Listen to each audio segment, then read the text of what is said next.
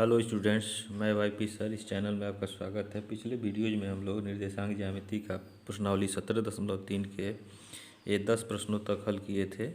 अब इसमें हम लोग इसके शेष प्रश्नों को हल करेंगे। 11 नंबर का प्रश्न देखें, दिया है कि बिंदु 2 ऋण 3 और ऋण 3 5 को मिलाने वाली सीधी रेखा किस बिंदु तक बढ़ाई जाए कि उसकी लंबाई फर्स्ट की दुगुनी हो जाए और सेकंड दिया है कि तिगुनी हो जाए। ठीक है, तो इसका हल देखें। अब इसमें देखें, इसमें दो कंडीशन बन रहा है। पहला स्थिति यह बन रहा है कि यदि यह बिंदु ए है और यह बी है, ठीक है, इनको हम ए से बी तक जो है मिला दिए। इसका निर्देशांक जो है 2 ऋण 3 है और इसका दिया हुआ है ऋण 3 और 5। तो कह रहा है इसको कहाँ तक बढ़ाएं कि फर्स्ट कह रहा है कि उसकी लंबाई दुगुनी हो जाए। तो अगर जितना यह है उतना ही और बढ़ाएंगे तभी तो दुगुना होगा।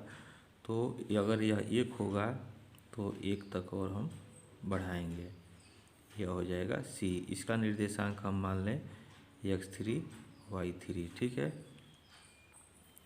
और इसे हम ले लें x1 y1 और इसे x2 y2। ठीक है, यह हो गया 1, यानी यम का मान 1 और यन का मान 1। यम संबंध 1 के अनुपात में अगर यह बी विभाजित करता है तो इसका निर्देशांक हम निकाल लेंगे। तो देखें, तो यहाँ लिखें रेखा AC को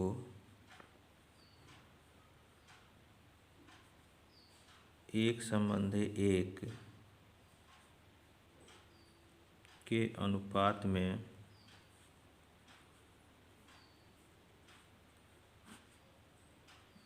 विभाजित करने वाले बिंदु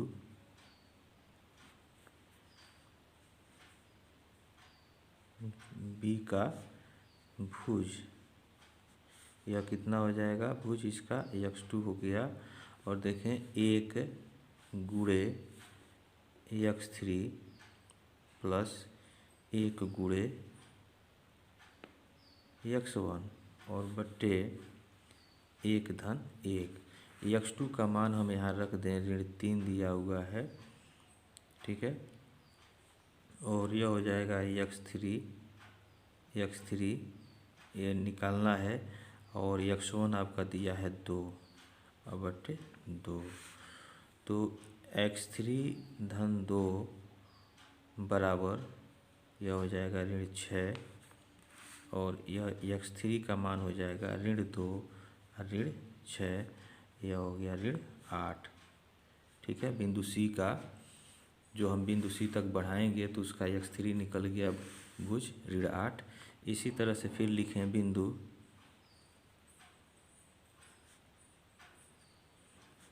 बी का कोटि, यह कोटि जो है y2 के बराबर होगा।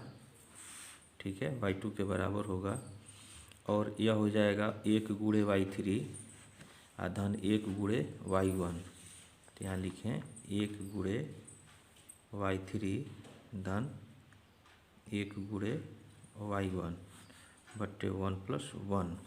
तो y3 का मान हम यहाँ रख दें तो y3 तो निकालना है। ठीक है, और y1 का मान जो है देखें यहाँ -3 दिया है तो यहाँ हो जाएगा प्लस 1 गुणे -3 बट्टे 2। तो यह हो गया आपका y3 -3 बट्टे 2। और y2 का मान यहाँ देखें दिया है, y2 दिया है 5, तो यहाँ हमने 5 लिख लिया। यह हो जाएगा y3 -3 बराबर 10 और y3 बराबर हो जाएगा 3 धन 10 और यह हो जाएगा आपका 13। तो इसलिए बिंदु सी का निर्देशांक क्या हो जाएगा, यक्स का मान जो है आपका देखें यहाँ आया है ऋण 8 हो गया, और यह जो है 13। तो यही जो है सी का निर्देशांक होगा। ठीक है, अब सेकेंड स्थिति क्या बनती है, सेकेंड स्थिति यह बनती है, अब देखें यदि यह बिंदु ए है, ठीक है, और यह बी है, ठीक, तो ये कह रहा है कि इसको तिगुनी हम कहाँ तक बढ़ाएं कि इसकी लंबाई 3 गुनी हो जाए। ठीक है, तो सी तक 3 गुनी होने के लिए अगर यह आपका देखें यह 1 है, तो जाहिर सी बात है 3 गुना होने के लिए इसका 2 गुना और खींचना होगा, यानी यहाँ जो है सी अगर यह हो रहा है, यह सी अगर यह बिंदु हो रहा है तो यह 2 होगा। ठीक है, और यह 1 होगा। तो 1:2 के अनुपात में यह बिंदु बी जो है इसको बांटेगा। तो इस रेखा को सी तक हम बढ़ाएंगे, तो मान लेते हैं कि सी का जो निर्देशांक यहाँ x3 और y3 है। ठीक है, और इसका जो है ये दिया हुआ है, तो लिख लें ये का निर्देशांक 2 ऋण 3 और ऋण 3 5। ठीक है, यहाँ लिख लें 2 ऋण 3 और ऋण 3 और ये 5 है। ठीक है, इसको हम x1 y1 कह लें और इसको x2 y2 कह लें। तो पुनः उसी तरह से हम लिखेंगे। ठीक है, तो रेखा AC को बिंदु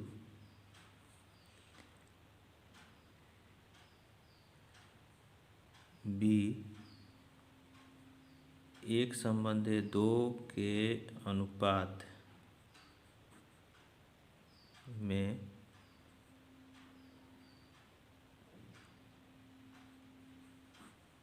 विभाजित करने वाले, ठीक है,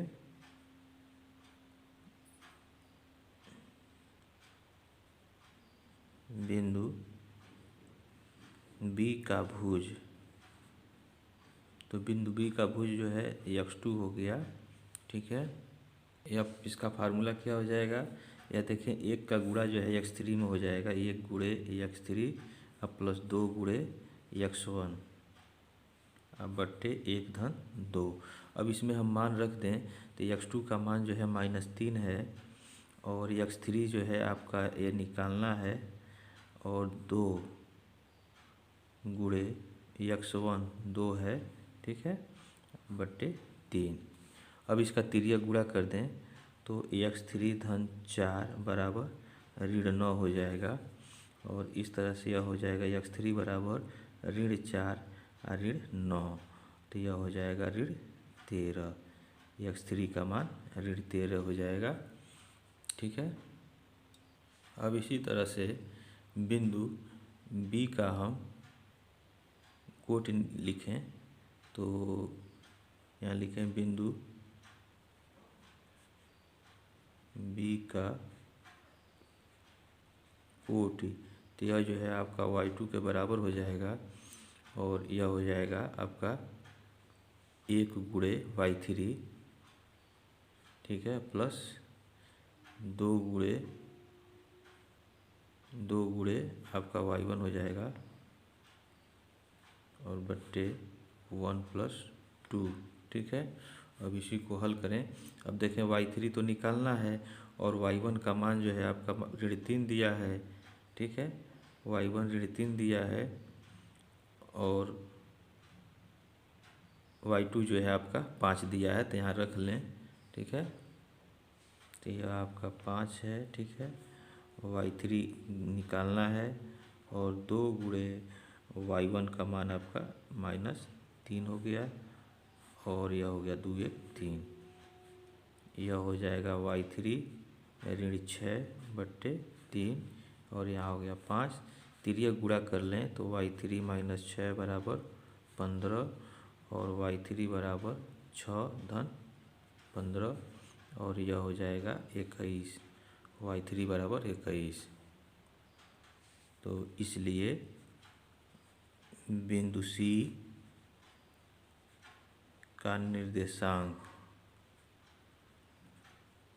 क्या हो जाएगा, x3 y3 बराबर कितना हो गया, x3 का मान जो है आपका -13 है और y3 जो है आपका 21 है।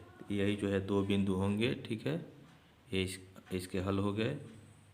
क्वेश्चन देखें 12 नंबर का दिया हुआ है कि बिंदु P सीधी रेखा AB को -2 संबंधित 3 के अनुपात में विभाजित करता है। यदि A और B के निर्देशांक क्रमशः 3-5 और 6-2 है तो AP और BP की लंबाइयाँ ज्ञात करो। तो इसका हल देखें P जो है बिंदु, इसको यह -2 चिन्ह बता रहा है। यम संबंध n के अनुपात में जब ऋण चिन्ह लगता है तो यह प्रदर्शित करता है कि यह वाह्यतः विभाजित करता है। तो यहाँ लिखेंगे चूँकि P बिंदु रेखा AB को बाह्यतः विभाजित करता है, ठीक है। इसलिए यम जो है आपका कितना हो जाएगा 2 और n जो है 3 हो गया, तथा x1 को 3 मान लें और y1 को -5, x2 -6 और y2 जो है 2 हम ले लें, ठीक है। तो यहाँ लिखें रेखा AB को बाह्यतः विभाजित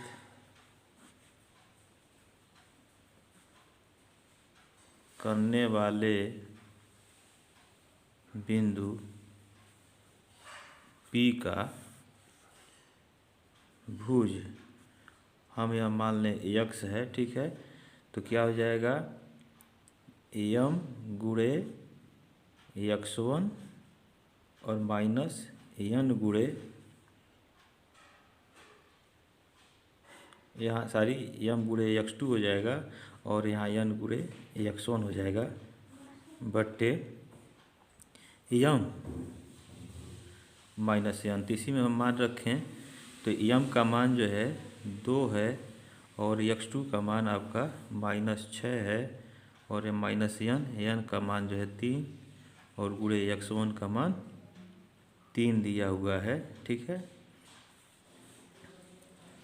अब बट्टे 2 ऋण 3, तो यहाँ देखें यह -6 हो गया और -9 हो गया बट्टे -1 हो गया, तो 9 6 यह आपका 15 हो गया। ये सारी ये 6 दूना 12 हुआ ना, यह आपका -12 हो गया। तो 12 9 21, ऋण 21 बट्टे ऋण 1 और यह हो जाएगा 21।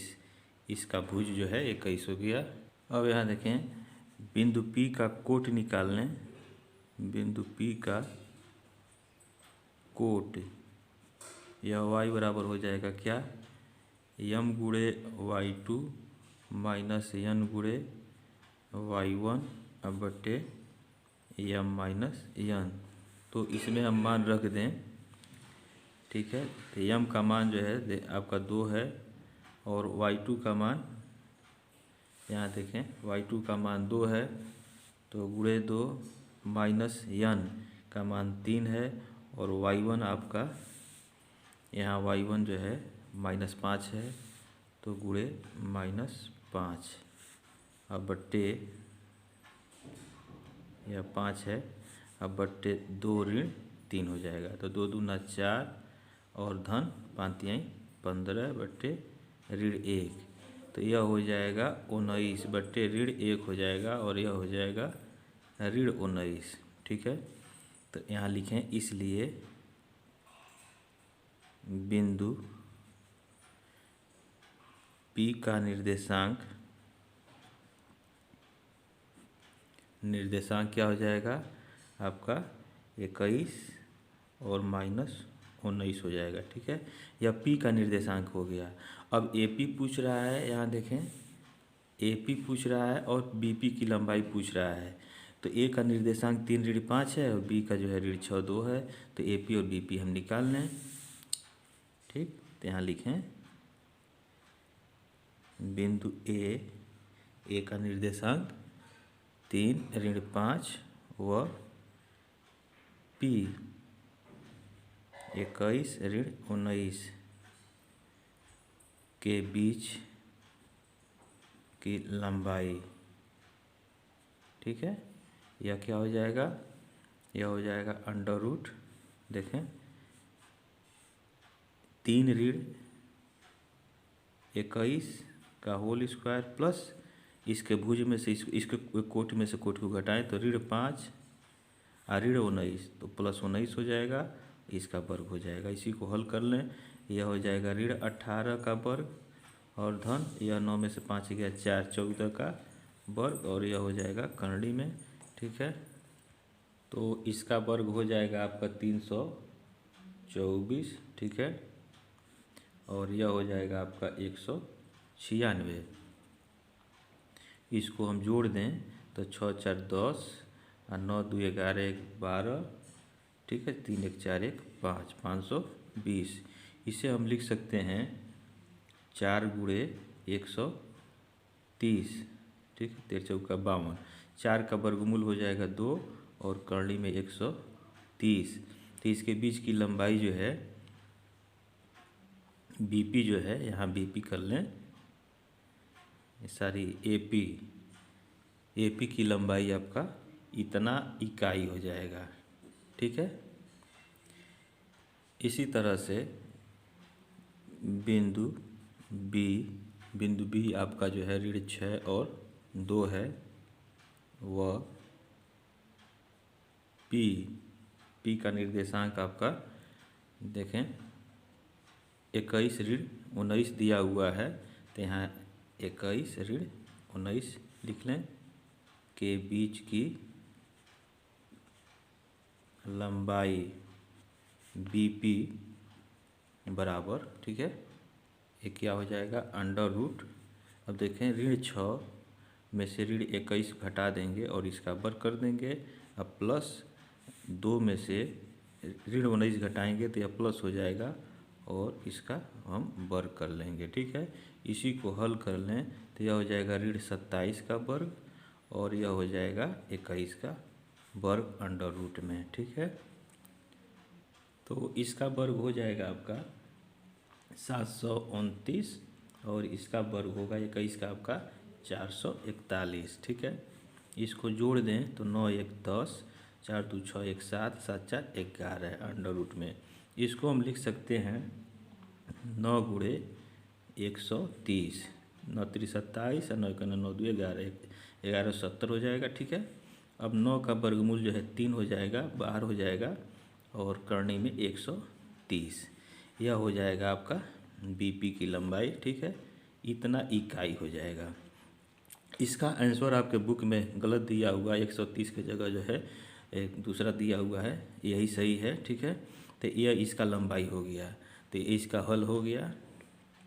ठीक है, या नेक्स्ट क्वेश्चन देखें 13 नंबर का कह रहा कि उस बिंदु के निर्देशांक ज्ञात करो जो बिंदु m और m+n को मिलाने वाली रेखा को वाह्यतः m संबंधी n के अनुपात में विभाजित करता है। वाह्यतः, तो वाह्यतः विभाजित करता है, तो अभी हम लोग उदाहरण लगभग लगाए हैं उसी तरह से, तो इसको हम हल कर लेंगे। इस तरह का सवाल हम लोग ऊपर भी किए हैं। ठीक है, तो आप उसी तरह से इसको करेंगे। देखें एक क्वेश्चन नंबर जो है या 6 जो है ये दिया हुआ 6 हम लोग किए हैं, बिल्कुल उसी तरह से है, तो आप इसको स्वयं हल करेंगे। ठीक है, 13 नंबर का 14 देखें, दिया है कि एक त्रिभुज के शीर्षों के निर्देशांक 4 6 3 2 5 हैं, तो त्रिभुज के केंद्रक के निर्देशांक ज्ञात करो। तो इसका हल देखें, तो देखें इसका हल, इसमें त्रिभुज के शीर्षों के निर्देशांक अगर दिए गए हैं तो उसका केंद्रक जो होता है वो तीनों त्रिभुज के शीर्षों का भुज को जोड़ करके 3 से भाग कर देते हैं और कोटि को तीनों को जोड़ करके 3 से भाग कर देंगे तो त्रिभुज के केंद्र का निर्देशांक ज्ञात हो जाएगा। तो यहाँ हम माना त्रिभुज के शीर्षों के निर्देशांक, ठीक है, क्रमशः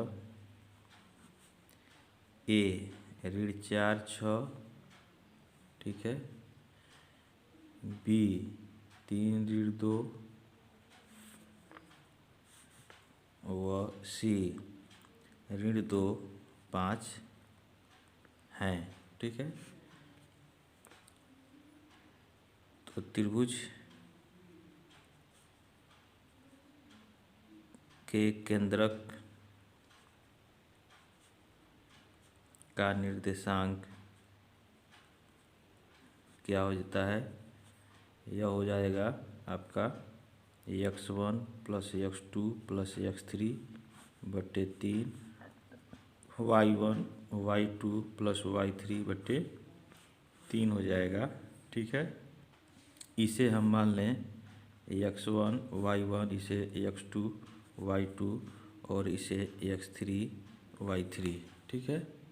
और इसमें हम रख लें तो x1 का मान जो है -4, x2 जो है -3 और x3 जो है ऋण 2 पूरे का बट्टे 3, y1 जो है 6, y2 जो है ऋण 2 और y3 जो है ये 5 है धन बट्टे 3। तो देखें 4 2 6, 6 में से धन 3 निकल जाएगा तो ऋण 3 बचेगा बट्टे 3 और 6 5 11, 11 में से 2 गया 9 बट्टे 3। तो यह हो जाएगा आपका ऋण 1 और 3। तो यही जो है त्रिभुज के केंद्रक का निर्देशांक होगा। तो यह आपका आंसर हो गया। अब इसके बाद से इस प्रश्नावली के शेष प्रश्नों को हम लोग अगले वीडियोज में पढ़ेंगे। आपको कोई समस्या हो तो कमेंट बॉक्स में आप कमेंट अवश्य करें। Thank you.